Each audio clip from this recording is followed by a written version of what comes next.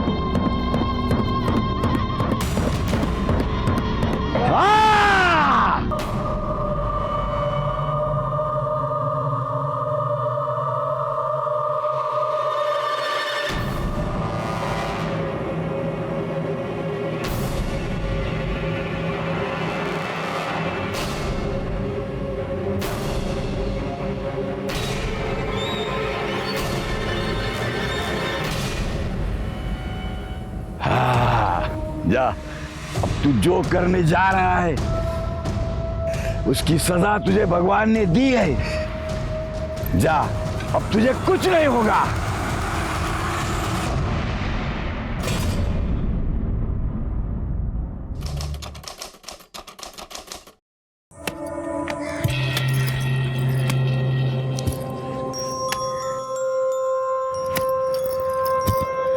वाह, क्या मस्त कुल्हाड़ी चलाती है रे तू। ऐसी जीवा पे चला दे, फिर देख तेरे मेरे लगन को कोई रोक नहीं सकता है। मैं किसी के लिए भी कबीले की प्रथा नहीं तोड़ूंगी। ठीक है मत तोड़, लेकिन कल मैं भी जा रहा हूँ और इस बार जीवा से दुगनी लूट लाऊंगा। तू तो बस लगन की तैयारी करके रख। छोड़ इस गाय को, चल निकल इधर से।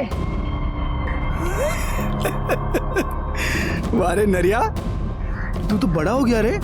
मेरा होने वाला साला है, इसलिए तेरे को छोड़ रहा हूं मैं। हाँ चल जा। ताई, मैं तेरे को बोल रहा हूँ तू भाग जा इधर से, वरना ये जीवा और भीमा तेरे को जीने नहीं देंगे। नारिया, मैं चाहेगी भी ना तो भी मैं यहाँ से नहीं भाग सकती। क्यों नहीं भाग सकती? तू डरती है क्या? और तेरे साथ मैं भी तो आऊंगा तुझे इन लोगों से बचाने के लिए।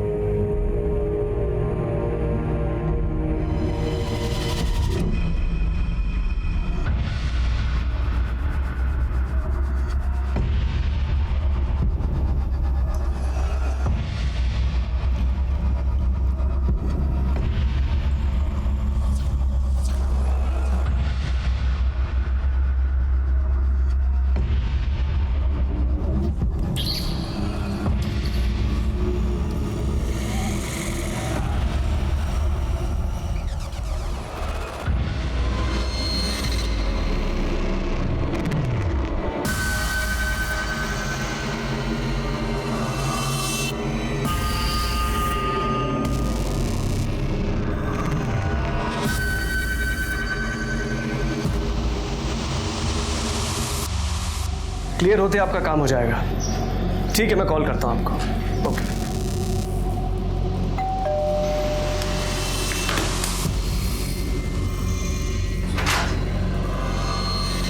जी साहब, प्रफुल्ल वैद्य के नाम का पार्सल है।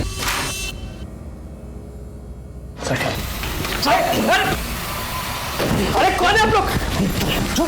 अरे चुप! ये क्या कर रहे हो?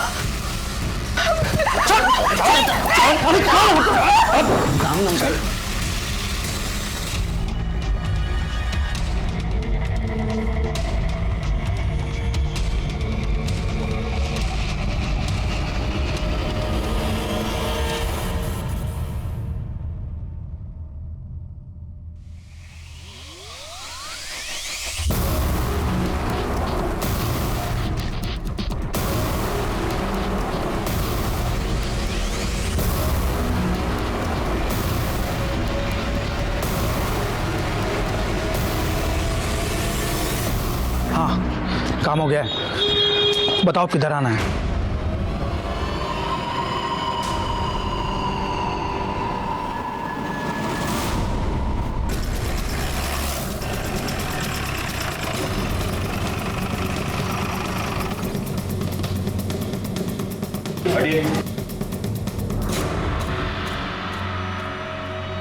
सर, प्रफुल्ल वैद्य की बॉडी अंदर बेडरूम में है। ये जिसने भी किया है उसका मकसद सिर्फ चोरी नहीं हो सकता।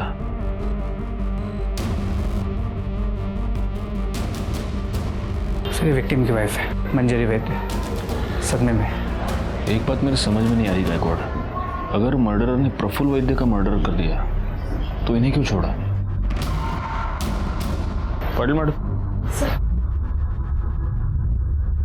जरा उनसे बात करके देखो, आपको कुछ बता दिएगी। Okay sir.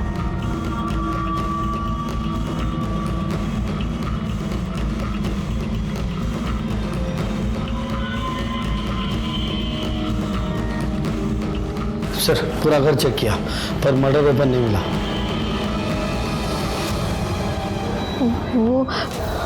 वो 4 लोग थे, उनमें से एक जबरदस्ती दूसरे कमरे में लेके गया और मेरा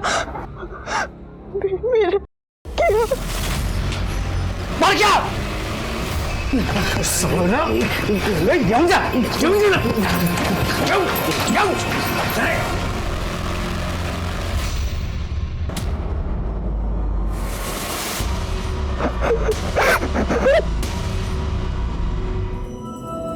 पाटिल मैडम, इनको तुरंत मेडिकल चेकअप के लिए हॉस्पिटल ले जाओ। Okay sir.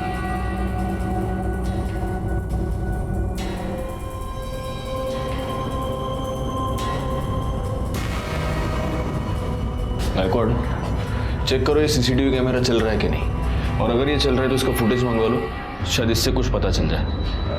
सर,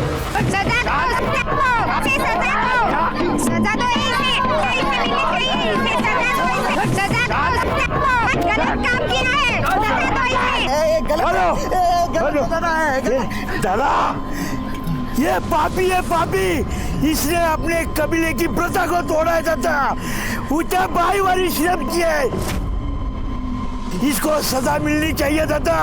मारो इसको, मारो मारो। अरे सब सजा मेरे को ही दोगे क्या? अरे मेरे को सजा दोगे तो इन भीमों को भी मिलनी चाहिए। अरे उसने भी उस औरत के पति को मारा है ना, तो वो भी पापी है ना। एक बार किया, कुछ भी मत बोल। साला मैं नहीं मारता उसको तो वो मेरे को मार देता। मैं जो कुछ भी किया वो अपने बचाव के लिए किया। पाप ये किया है दद्दा, उस लाचार औरत पे जबरदस्ती करके।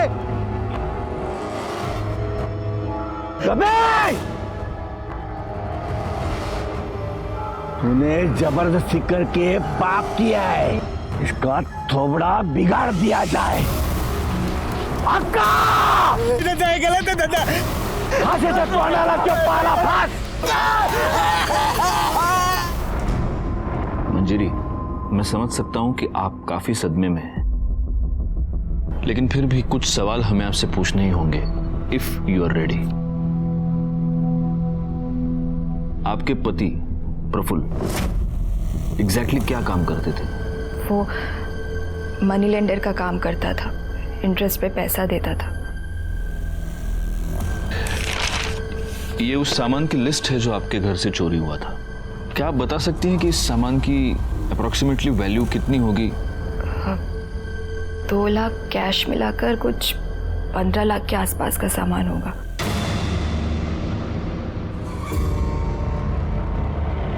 दादा, भीमा ने इस बार 25 लाख की लूट की है। 25 लाख 25 लाख। अरे ये तो सबसे बड़ा हाथ है किसी की हिम्मत है कोई भीमा से सबसे बड़ा हाथ मारने की? है कोई अपने कबीले में जो सबसे बड़ा हाथ मारेगा वो कामदा से शादी करेगा? है कोई अपने कबीले में? है क्या? शाबाश शाबाश भीमा, शाबाश। दादा कामदा आणि जीवा कुठे गेले दोनों दिख नहीं रहे हाँ कुठे गेले दोन कामदा जीवा जाओ जाओ जाओ उन दोनों को ढूंढ के लेके आओ। चलो बे चलो चलो साथ में चलो आपको किसी पर शक कोई है जो आपके साथ ये सब कर सकता है या करवा सकता है? सर प्रफुल्ल ने काफ़ी लोगों को पैसा दिया था, पर उनमें से 3 क्रेडिटर्स ऐसे थे जो पैसे वापस करना तो दूर की बात, वो इंटरेस्ट भी नहीं दे रहे थे। कौन है ये 3 लोग? दिवाकर और मंदा राउत, जिन्होंने घर खरीदने के लिए पैसे लिया था। दूसरा कमलेश अग्रवाल, जिसने बिजनेस के लिए पैसे लिया था। और तीसरी वो कमीनी पूनम चोपड़ा, जिसके साथ प्रफुल्ल का अफेयर चल रहा था। आपको कैसे पता कि आपके पति का उसके साथ अफेयर चल रहा था? क्योंकि वो दोनों रात रात भर फोन पर लगे रहते थे। इतनी रात को किससे बात कर रहे हो? जब भी पूछती थी हमेशा उल्टे सीधे जवाब देता था या टाल जाता था। फिर तो उसने घर लेट आना शुरू कर दिया।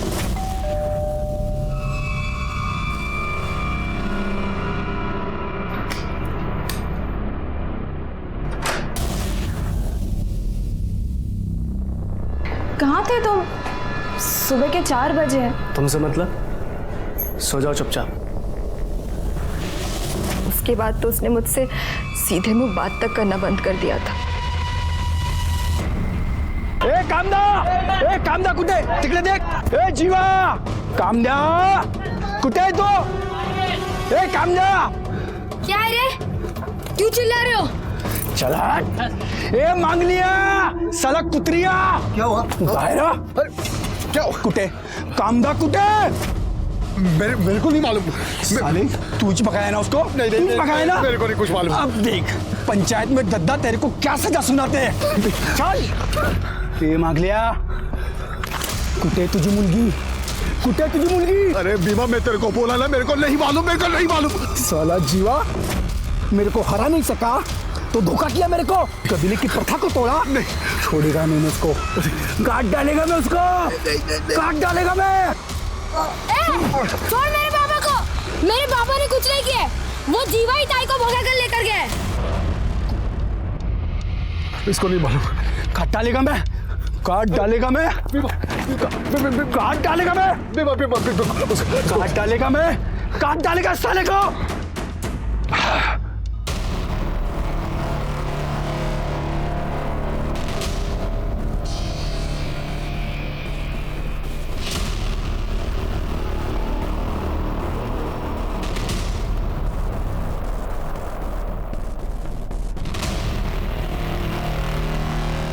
दूसरा वीडियो लगाओ।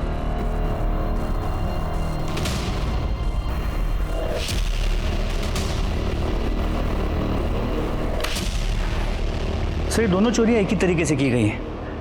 ये मंजरी के घर पे, फिर वाशी के सेक्टर 8 में 1 महीने पहले। और इस केस में भी घर में एक औरत मौजूद थी, लेकिन उसके साथ किसी ने भी कोई बदतमीजी नहीं की। इन दोनों केसेस में चोरों का हुलिया और मोडस ऑपरेंडी अमरनगर के पास के जंगल के आदिवासियों का है। एक बात सोचने वाली है गायकवाड़, इस पहले वाले वीडियो में जब ये लोग अंदर घुसे, इस बंदे ने जो घर में है इसने प्रोटेस्ट करने की कोशिश की, लेकिन फिर भी इन लोगों ने उसके साथ कुछ नहीं किया। जबकि यहाँ पर मंजरी ने ये कहा था कि प्रफुल्ल ने अपने आप को सरेंडर कर दिया था, लेकिन फिर भी उसका मर्डर हो गया।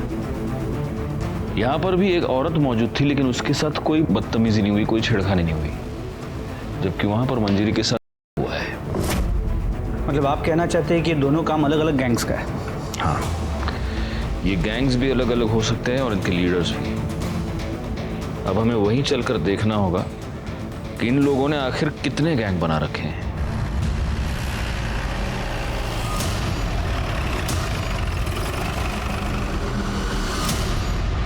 राजेश यादव, गायकवाड़, करड़ी।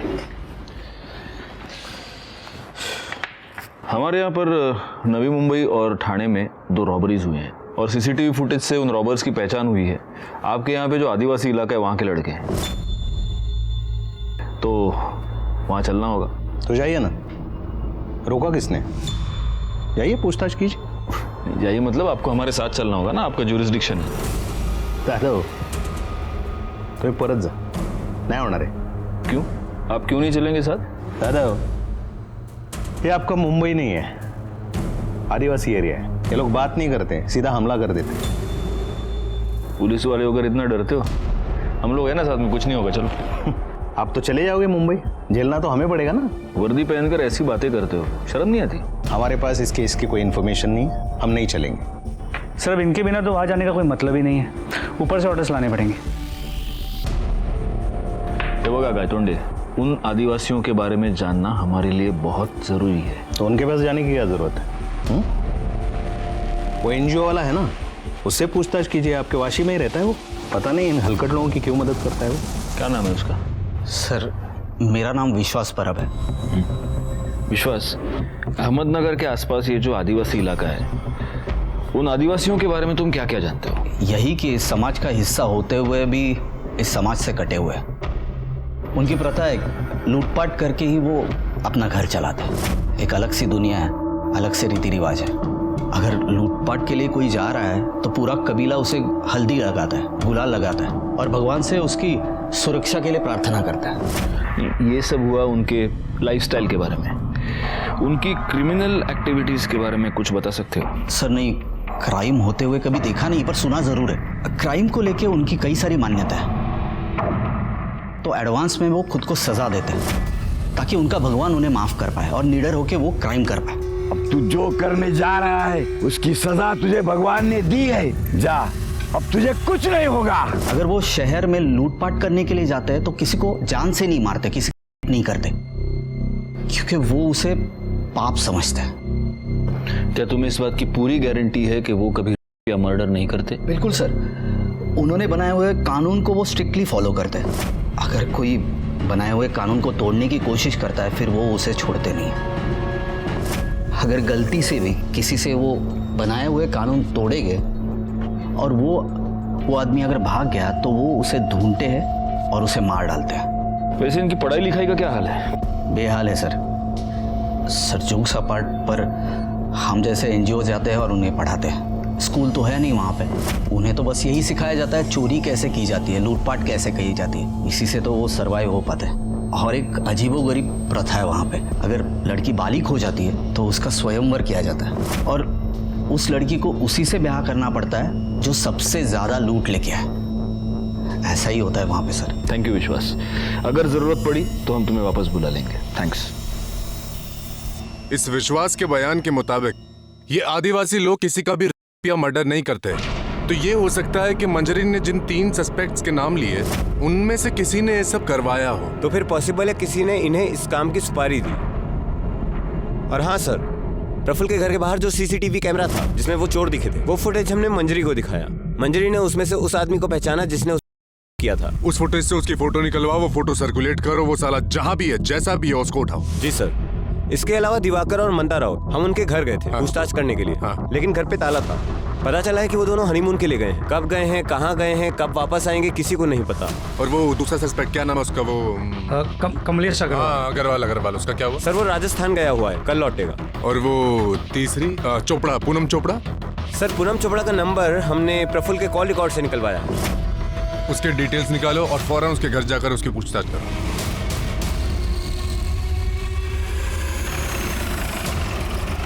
सर मंजरी झूठ बोल रही है. उसे अच्छी तरह पता है कि प्रफुल्ल मेरे भाई जैसा है. और सर अफेयर प्रफुल्ल का नहीं मंजरी का चल रहा है. मंजरी का अफेयर किसके साथ? सर ये तो नहीं पता, पर मैंने सुना है कि मंजरी का किसी के साथ अफेयर चल रहा है. मतलब आप अफवाहों की बात कर रही हैं, लेकिन हमें मंजरी ने कंफर्म बताया है कि तुमने प्रफुल्ल से लोन लिया था. अरे मैंने प्रफुल्ल से 1 रुपए तक नहीं लिए, तो लोन तो दूर की बात है. और सर मेरा बिजनेस अच्छा चल रहा है, मैंने उससे कोई पैसे नहीं लिए और उसके मर्डर में मेरा कोई हाथ नहीं है. बल्कि मुझे तो लगता है कि मंजरी ने ही उसे मरवाया है. वैसे भी जीना हराम करके रखा था प्रफुल्ल का उसने.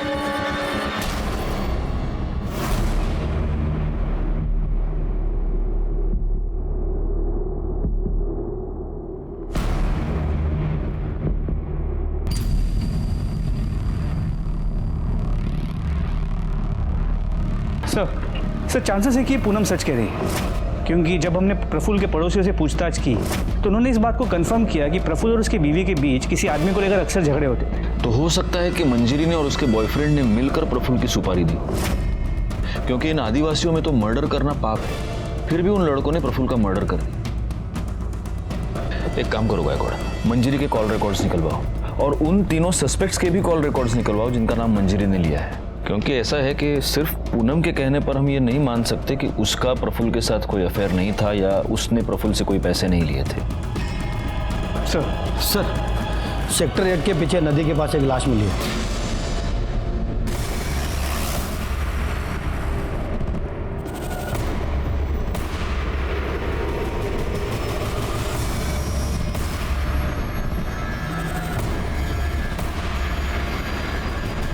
सर ये तो वही आदमी जो थाने के रॉबरी केस में दिखाई दिया।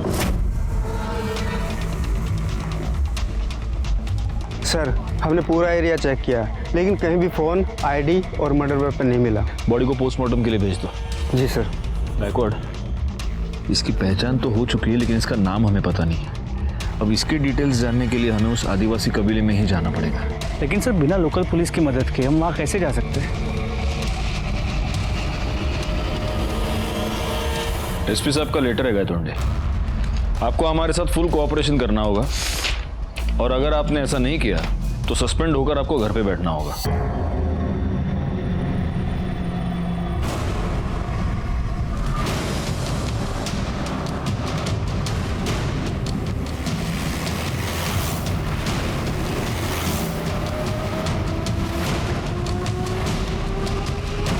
पुलिस?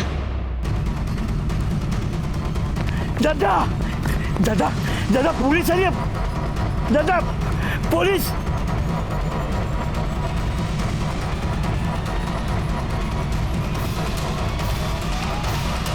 रुक जाओ साहब,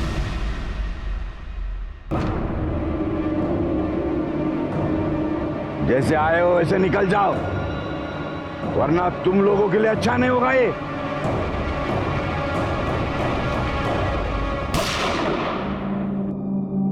मेरा निशाना चूका नहीं है। अब एक कदम आ गया तो घुटने पे गोली मारूंगा और उसके बाद सीधा छाती पे गोली मारूंगा, समझे? हम मुंबई से आए हैं, यहां की पुलिस नहीं है। करेंगे कुछ नहीं, सिर्फ तुम्हारे कबीले के हर घर की तलाशी लेंगे और इसमें अगर किसी ने होशियारी की तो सीधा उठा के गाड़ी में डाल दूंगा। करेगा? तुम लोगों के पास इतना सारा सोना कहां से आया? हा? जंगल की लकड़ी काट के इतना सोना मिलता है क्या? हाँ साहब, ये सब हमें जंगल से ही मिलता है। ये जंगल ही हमारा भगवान है। गायकवाड़, कमाल लगा। Sir ready.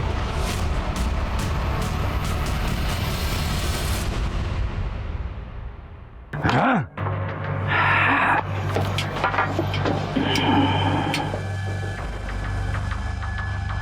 ये इसके चेहरे को क्या हुआ? ओ लापरवाही की वजह से उसको सजा मिली है। गरम तेल उसने अपने कपड़े पे डाल लिया है। सर बहुत सामान मिला है।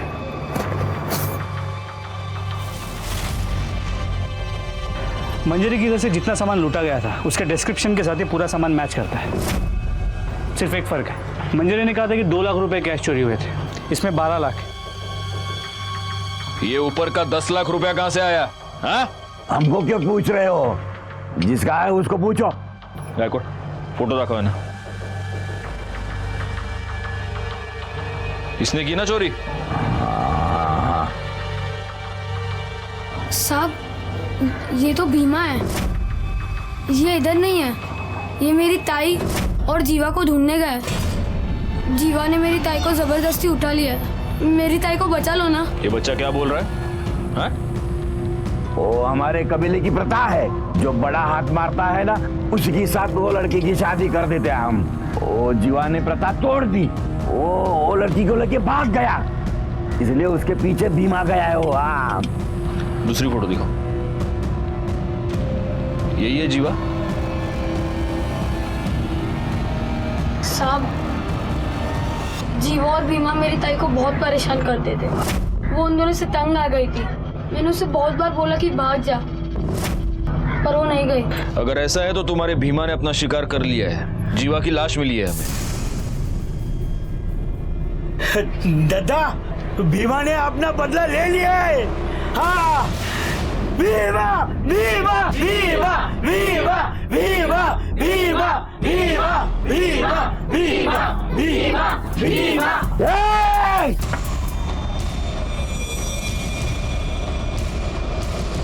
अभी आपको जो पूछना था वो पूछ लिया, इससे ज्यादा हमें कुछ पता नहीं। जाओ जाओ यहां से, जाओ।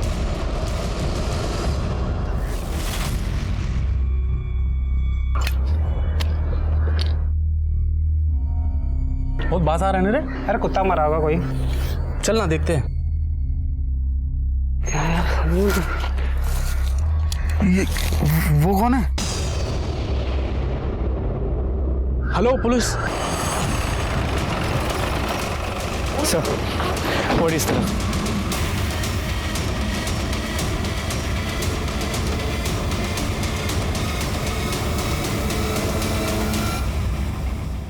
सर ये पक्का भीमा ही है। बॉडी काफी डिकम्पोज हो चुकी है, कम से कम मरे हुए 1 या 2 दिन तो हो गए होंगे। इसे भी जीवा की तरह ही मारा गया है। सर पूरा जंगल छान मारा, ना कोई मोबाइल मिला ना आईडी। सर कोई मर्डर वेपन नहीं मिला। बॉडी को पोस्टमार्टम के लिए भेज दो। सर पोस्टमार्टम रिपोर्ट के मुताबिक भीमा का मर्डर 2 दिन पहले दोपहर 3 से 5 के बीच हुआ है, जबकि जीवा का मर्डर उसी दिन सुबह 8 और 9 के बीच हुआ।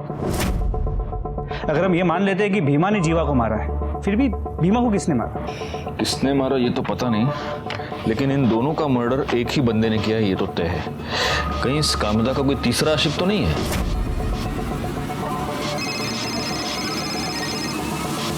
सर कांस्टेबल वाघ। स्पीकर। बोला वाघ।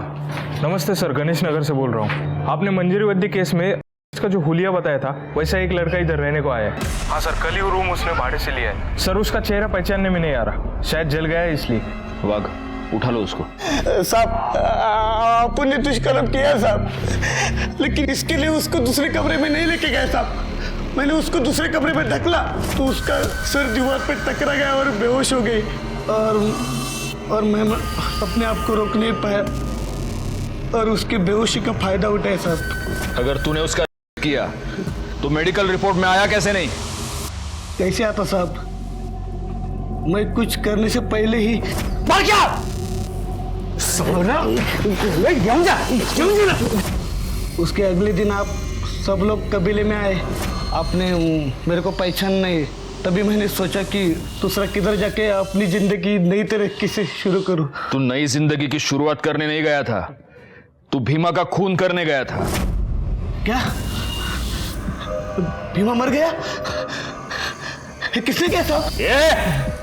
तू हमको सवाल नहीं पूछेगा, हमको पता है भीमा का मर्डर तू नहीं किया है। नहीं सर। बता कामदा किधर है? नहीं साहब, मैंने कुछ नहीं किया साहब, मैंने भीमा का मर्डर नहीं किया साहब। साहब मेरे को सच्ची नहीं पता है कामदा किधर साहब, सच्ची नहीं पता। रिकॉर्ड। सच में ये लोग बड़े सख्त होते हैं। नहीं साहब। करडे फोड़ून टाकायला। मंजरी सच बोल रही है, इस बारके ने सच में उस पर अटेम्प्ट किया था। इसका मतलब मंजरी ने या उसके बॉयफ्रेंड ने प्रफुल्ल की सुपारी इन लोगों को नहीं दी थी।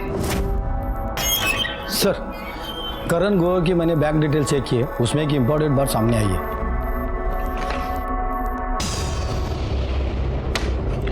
गायकवाड़, मंजरी और करण दोनों को बुलाओ। सर हम मानते हैं कि हम प्रफुल्ल से पीछा छुड़वाना चाहते थे, लेकिन उसके लिए उसका मर्डर नहीं करवा सकते। करवा सकते नहीं ग्रोवर, तुमने मर्डर करवा दिया और इस बात का सबूत है हमारे पास। 10 मार्च को आपने आपके बैंक अकाउंट से 12 लाख रुपए विड्रॉ किए, जिसमें से 10 लाख रुपए तुमने प्रफुल्ल की सुपारी के तौर पर दिए। सर ये 12 लाख रुपए हमने प्रफुल्ल का मर्डर करवाने के लिए नहीं निकाले थे, प्रॉपर्टी का डाउन पेमेंट देने के लिए निकलवाए थे। अच्छा जी। और अब आप ये भी कहेंगे कि वो पेमेंट मैंने कैश में कर दी, इसलिए उसकी कोई रिसीट मेरे पास नहीं है।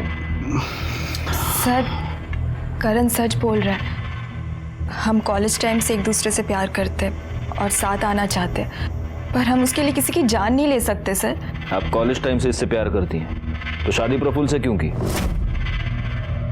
क्योंकि पापा ने जबरदस्ती करवाई थी, करण हमारी कास्ट का नहीं है और पापा इंटरकास्ट मैरिज के अगेंस्ट थे। जी सर। और फिर पता चला कि ये अपनी शादी से खुश नहीं है। कैसे खुश होती? प्रफुल्ल मुझे अपनी बीवी नहीं नौकर समझता था जो उसका घर संभालती है। प्रफुल्ल को हमारे बारे में पता चल गया और वो करण को लेकर मुझसे झगड़ा करता रहा, पर वो मुझे डिवोर्स भी नहीं देना चाहता था। बहुत इंटरेस्टिंग लव स्टोरी है तुम दोनों की, लेकिन जब तक ये केस सॉल्व नहीं हो जाता तुम दोनों इस केस में हमारे लिए प्राइम सस्पेक्ट्स हो और इसीलिए शहर छोड़कर बाहर नहीं जा सकते, समझे? जी सर। सर भीमा के कॉल रिकॉर्ड के मुताबिक मंजरी या करण इन दोनों में से कोई भी उसके टच में नहीं था। और ये जो बाकी के 3 सस्पेक्ट्स हैं वो? सर उनका हम पता कर रहे हैं। अच्छा, वो राउत कपल का हनीमून खत्म हुआ कि नहीं हुआ?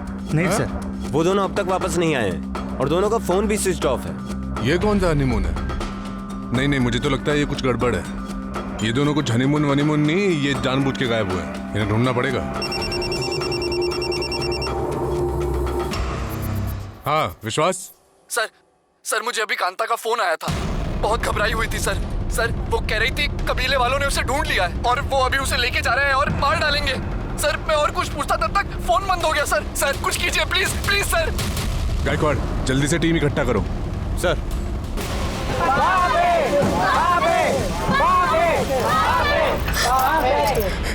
कामदा, तूने जीवाजी के साथ भागकर अपने कबीले की प्रथा तोड़ी है।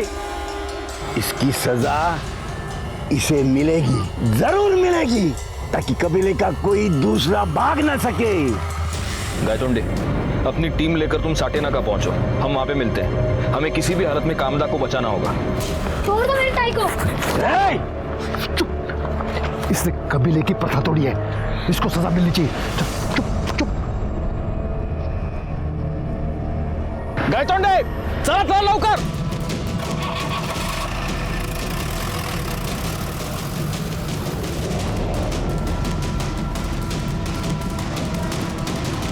इसका चेहरा ही नहीं, पूरा शरीर बिगाड़ दिया जाएगा, ताकि अपने कबीले का कोई भी लड़का इसी सुंदरता की चक्कर में ना पड़े। अक्का! बाबे, बाबे, बाबे, बाबे।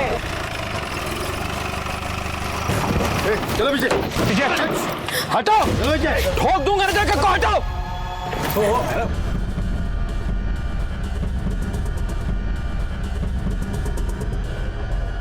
पाटिल भाई सोडवा दिला लवकर, बिठा उसको गाड़ी में। कामदा, तू ये मत समझना कि तू बच गई है। तुम्हें कहां से भी हम उठा के लेके आएंगे, ताकि तूने किए की सजा तुझे।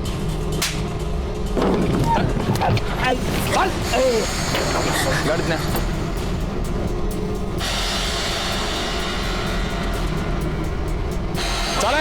चला चल।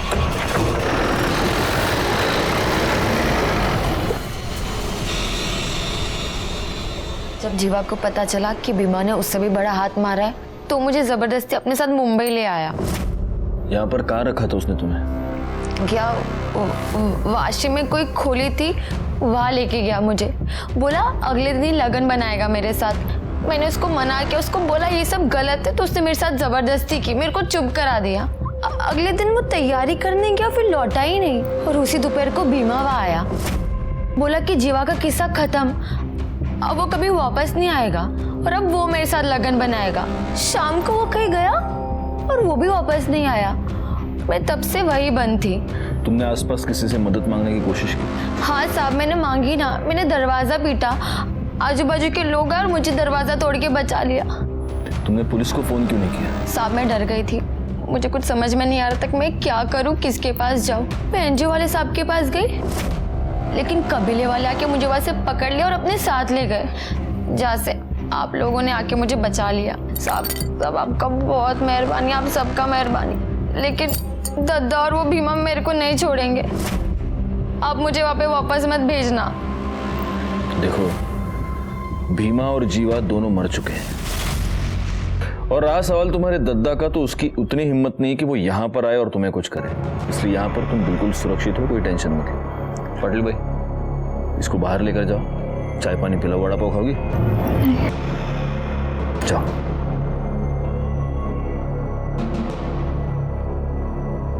सर, राउत फैमिली के बारे में एक इम्पोर्टेंट बात पता चली। इन लोगों ने भी रॉबरी के एक दिन पहले अकाउंट से 10 लाख रुपए निकाले थे सर, लेकिन उन दोनों के फ़ोन अभी भी ऑफ है। तो हो सकता है कि प्रफुल्ल के मर्डर के साथ इनका भी कोई संबंध हो और इसीलिए अपना फ़ोन स्विच ऑफ करके अपने ही घर में छुप कर बैठे हो। बैकवर्ड एक काम करो, इनके एड्रेस पर जाओ और कंफर्म करो ये दोनों वहाँ पर है या नहीं। सर,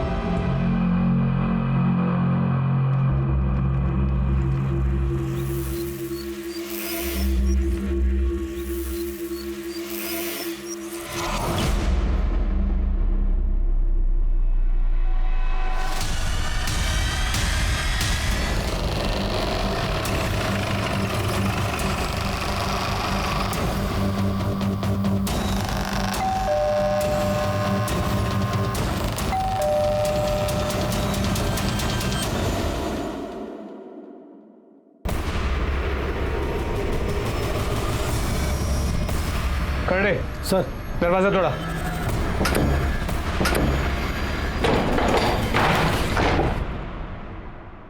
खड़े सर, ऊपर चेक करो। पवार, पूरा घर चेक करो, देखो कोई है क्या।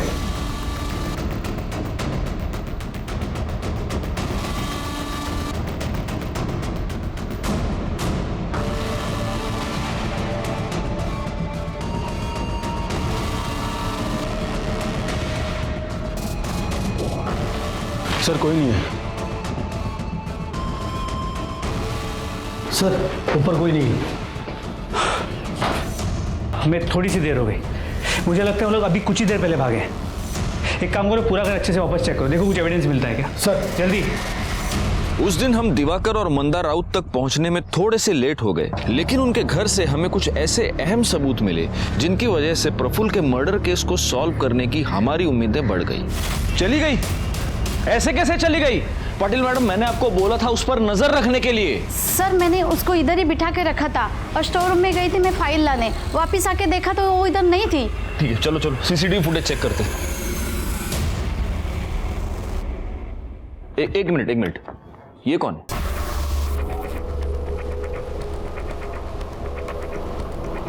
इसके पीछे वो गई है। पाटिल मैडम, उसके फोन पर फोन कीजिए जल्दी। Okay sir. बार देखिए इमीडिएटली। तुम तक बाहर के कैमरे का फुटेज प्ले करो।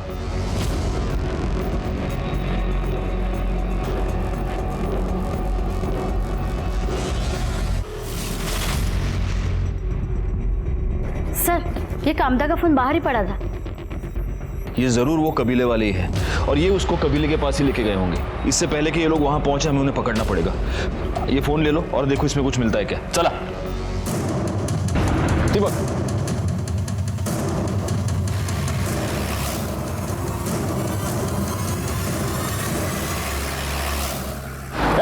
रुक!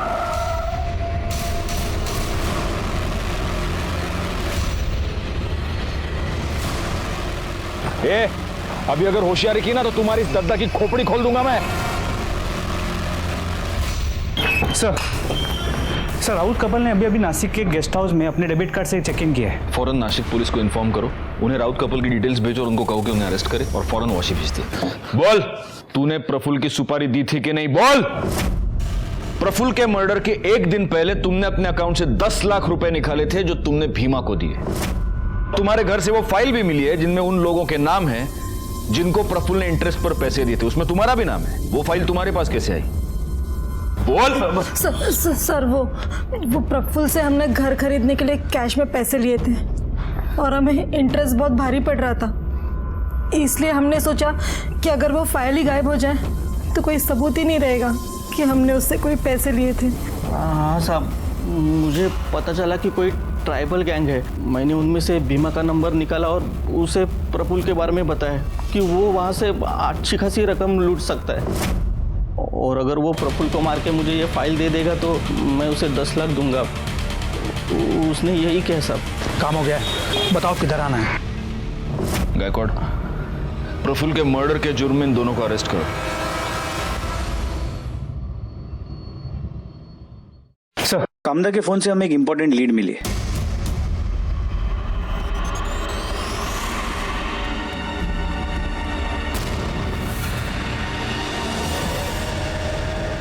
सर मैं कामदा और मैं एक दूसरे से बहुत प्यार करते हैं सर। कबीले में जब मैं पढ़ाने जाता था तब हमें एक दूसरे से प्यार हो गया। तुम दोनों साथ रहना चाहते थे, लेकिन उसके लिए तुम्हें कामदा को उस कबीले से निकालना पड़ता, जो तुम्हारे लिए तो पॉसिबल नहीं था। तो तुमने जीवा और भीमा को यूज किया और उन दोनों को मार दिया। नहीं सर मैंने किसी को नहीं मारा है। आपको कोई झूठ बोल रहा है सर। ये जब 13 मार्च को मेरे घर पे आई अचानक तो अरे कामदा तुम अचानक से क्या हुआ? वो सब मैं बाद में बताती हूँ, अभी हमें यहाँ से भागना होगा। तुम चलो अभी। भागना होगा? क्या बोल रही हो तुम? ये तो खून के दाग है। तुम ठीक हो? तुम्हें कुछ हुआ नहीं है ना? हाँ मैं ठीक हूँ। अरे वो कबीले में बकरे की बलि दे रहे थे, ये उसी का है। तुम्हारे खून लगे कपड़े हमें इसके घर से मिले, उनको हम टेस्टिंग के लिए भेज देंगे तो हमें पता चल ही जाएगा कि उस पे जो खून लगा है वो बकरे का है या जीवा और भीमा का। देखो कामदा, बचने का कोई रास्ता नहीं है, इसलिए बेहतर होगा कि तुम खुद सब कुछ कबूल करो। मारती नहीं तो और क्या करती साहब। मैं विश्वास के साथ लगन बनाना चाहती थी, पर दद्दा, पूरे कबीले वाले, जीवा, भीमा सब मेरे पीछे पड़े हुए थे, जैसे मैं कोई इंसान नहीं, कोई इनाम हूँ जिसका कोई सपना नहीं, कोई दिल नहीं। मैं ये जानती थी कि मैं कबीले से कभी अकेले नहीं निकल पाऊंगी, इसलिए जब भीमा लूट के लिए गया, मैं जीवा से बोली, जीवा मैं तुझसे बहुत प्यार करती हूँ और लगन भी करना चाहती हूँ। तू अगर मेरे साथ भागने के लिए तैयार है तो मैं ये प्रथा व्रता सब छोड़ दूंगी। फिर हम लोग दोनों भाग के नवी मुंबई आ गए। मुझे विश्वास के पास जाना था। हम ना एक काम करते हैं, एनजीओ वाली साहब की मदद ले लेते हैं, वो हमारा लग्न करवा देंगे। मैं उनसे बात कर लेती हूँ, हम कल जाके उनसे मिल लेंगे। ठीक है।